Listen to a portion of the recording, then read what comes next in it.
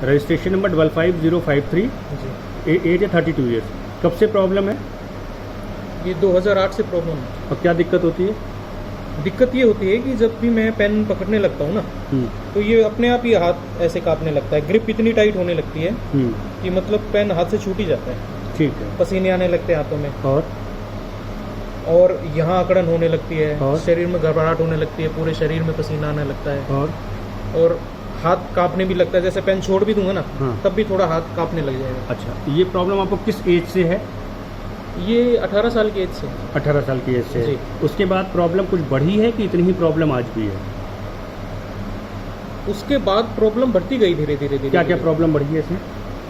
उसके बाद जैसे पहले तो शुरुआत में तो हाथ इतना टाइट नहीं हुआ करता था, ठीक है। पहले तो हाथ कांपना चालू हुआ था, ठीक है। जैसे मैं पेन पकड़ता तो हाथ कांपने लगता था।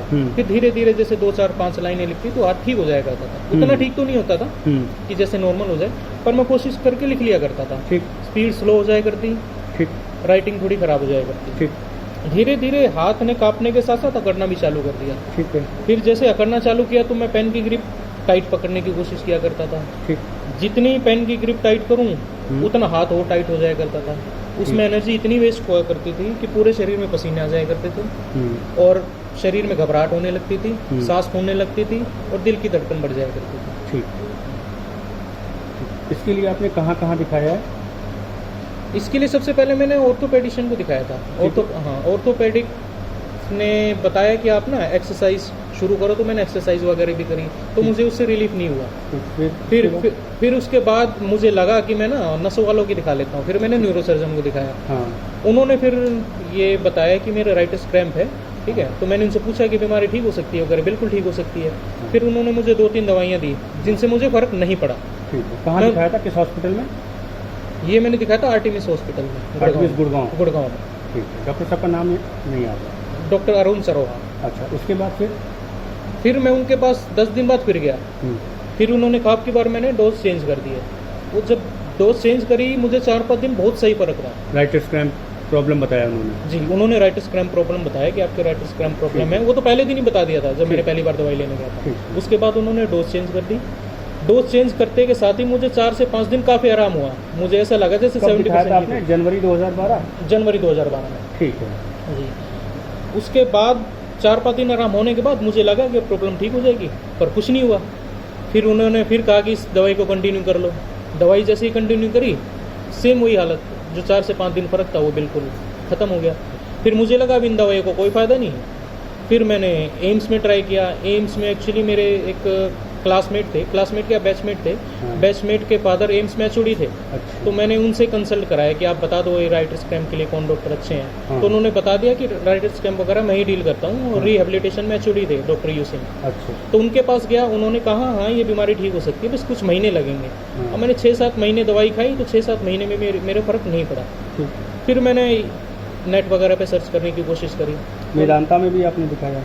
नेट वगैरह पे सर्च करो, उसके बाद फिर मेदांता में दिखाया। फिर उसके बाद मैं मेदांता में गया। डॉक्टर मेदांता में गए मैं डॉक्टर यू सिंह के पास। डॉक्टर सुमित सिंह के पास। हाँ। मेदांता में डॉक्टर सुमित सिंह के पास गया। उन्होंने ट्रीटमेंट दिया? उन्होंने ट्रीटमेंट भी मतलब पूरे मन से नहीं दिया। उन्होंने पहले मुझे कह दिया था बीमारी लाइलाज है, फिर भी हम दवाइयाँ देख लेते हैं, इसमें कोई फर्क नहीं पड़ेगा आपको। फिर भी मैं उनके पास 2 बार गया। फिर तीसरी बार उन्होंने बोटॉक्स इंजेक्शन रिकमेंड कर दिया। वो बोटॉक्स फिर मुझे लगा कि वो ठीक नहीं है। उन्होंने भी कह दिया था कि बोटॉक्स अगर आपने एक बार ले लिया तो 2-3 महीने में आपको लेना ही पड़ेगा, और यूं भी नहीं कि 100% आपको रिलीफ मिल जाएगा, इस बात की हम गारंटी नहीं ले सकते हैं। फिर मैंने नेट पर सर्च किया। फिर मैं होम्योपैथिक डॉक्टर के पास गया। डॉक्टर रोहित हैं जी। हाँ, डॉक्टर रोहित हैं गुड़गांव में। उनसे ट्रीटमेंट लेना चालू किया। उनसे ट्रीटमेंट मैंने 6 महीने लिया, उससे मुझे कोई फ़र्क नहीं पड़ा। फिर मैं दोबारा एक होम्योपैथिक डॉक्टर हैं, डॉक्टर राम कुमार, दिल्ली में। वो उसके साथ वो भी है फिजियोथेरेपिस्ट प्लस मतलब साइकोलॉजी वगैरह भी डील करते हैं। उन्होंने मैं हिप्नोथेरेपिस्ट है मेनली। उनसे दवाई लेनी चालू करी। उनकी दवाई से मुझे कोई फ़र्क नहीं पड़ा, बिल्कुल भी फ़र्क नहीं पड़ा। उसके बाद फिर मैं इस पे आया अपने। फिर मैंने आयुर्वेदिक दवाई चालू करी। आयुर्वेदिक दवाई चालू करने से मुझे बिल्कुल भी फ़र्क नहीं पड़ा। फिर उसके बाद फिर मैं अपने न्यूरोसर्जन के पास गया था गुड़गांव में ही। डॉक्टर नाम याद नहीं आ रहा, उनके पास गया, उन्होंने भी मना कर दिया था कि इसका कोई इलाज नहीं है, आप रहने दो। फिर मैंने नेट पे सर्च किया, फिर यहाँ डॉक्टर जितेंद्र शुक्ला जी के बारे में सर्च किया, फिर क्या नाम उनकी दवाई में ले रहा हूँ, उनकी हमारे दवाई। क्लिनिक से हाँ, जी हाँ, ठीक जैसे है। हाँ, तो हमारी क्लिनिक से आप 5 महीने दवा ले चुके हैं। 5 महीने दवा ले चुका कितना रिलीफ है? हूँ। मेरे को शुरुआत के 15 दिनों से ही लगभग 15 दिन में तो मुझे 40% रिलीफ था।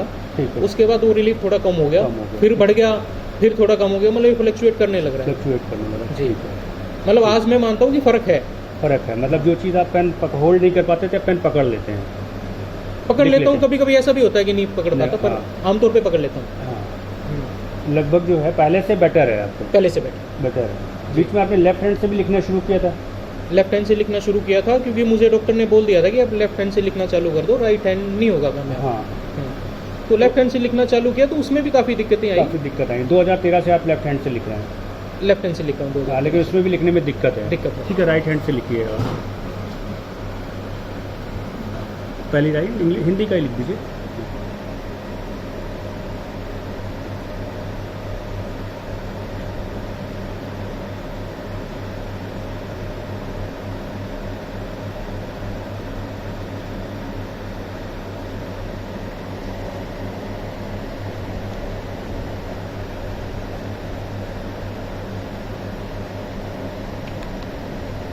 ये भी मैं 5 महीने की दवाई लेने के बाद लिख पा रहा हूँ, वरना इतना भी नहीं लिख पाएगा। अच्छा, ये हमारी दवा की दवा चली उसके बाद ये है कौन सा हाँ, उसके लिख बाद, पा रहे हैं? हाँ उसके बाद ठीक। वरना हाथों ऐसे ऐसे जाएगा। तो क्या क्या रिलीफ हुआ है हमारे यहाँ की दवा लेने के बाद? हाथ से पेन पकड़ लेते हैं, और क्या दिक्कत में आराम हुआ है? अब तक जैसे अभी तो क्या हो रहा है, अभी मेरी उंगली टाइट हो गई, ऐसे गड़ने को रही है इस पे, हाँ। फिर भी मैं पेन पकड़ पा रहा हूँ। हाँ उसमें पहले क्या होता था, पहले तो इतनी टाइट हो जाया करती कि उंगली बाहर निकल जाया करती हूँ, हाँ और फिर पेन तो पकड़ा जाएगा नहीं, बिल्कुल ऐसे हो जाया करता था। हाँ। अब है, ठीक। अभी मैं आया हूँ, सुबह लिख के आया हूँ, तब इससे भी बेटर था। अच्छा। हाँ, अब ये दिन में ऐसा हो जाता है, ठीक। जैसे मैं आपके सामने लिख रहा हूँ या वैसे लिख रहा हूँ। ठीक है। कुछ मतलब शरीर में गर्मी महसूस हो रही है, इसकी वजह से भी हो जाता है। ठीक। सुबह सुबह मैं कभी कभी ठीक भी लिख लेता हूँ, 4-5 लाइन, एक पेज भी लिख लेता हूँ। ठीक।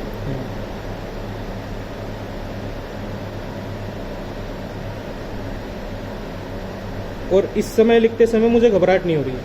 घबराहट नहीं हो रही? नहीं, कम हो रही है, उतनी नहीं हो रही है। दवा से ये फर्क पड़ा है मतलब? जी हाँ, दवा से फर्क पड़ा है। तो लेफ्ट हैंड में भी कुछ फर्क पड़ा है लिखते समय जैसे दवा से? जी जी जी, लेफ्ट हैंड में पूरा पेज लिख दिया था मैंने, वरना पूरा पेज नहीं लिखा जाएगा था। हाँ, इस दवा के बाद आप लेफ्ट हैंड से भी जो है कंफर्टेबल है? जी जी, काफ़ी कंफर्टेबल है। Registration number 55053। जी। ठीक। अब ऐसा करिए, थोड़ा सा 2-3 लाइनें आप लेफ्ट हैंड से भी लिख दीजिए। लेफ्ट हैंड से हिंदी में नहीं लिखी जाएगी, लेफ्ट हैंड में मैंने हिंदी में प्रैक्टिस नहीं करी। चलिए लेफ्ट हैंड लिखिए। पहले सबसे पहले लेफ्ट हैंड लिखिए, यहाँ हाफ पेज के बाद लेफ्ट हैंड, और फिर 1-2 लाइनें लिख दीजिए।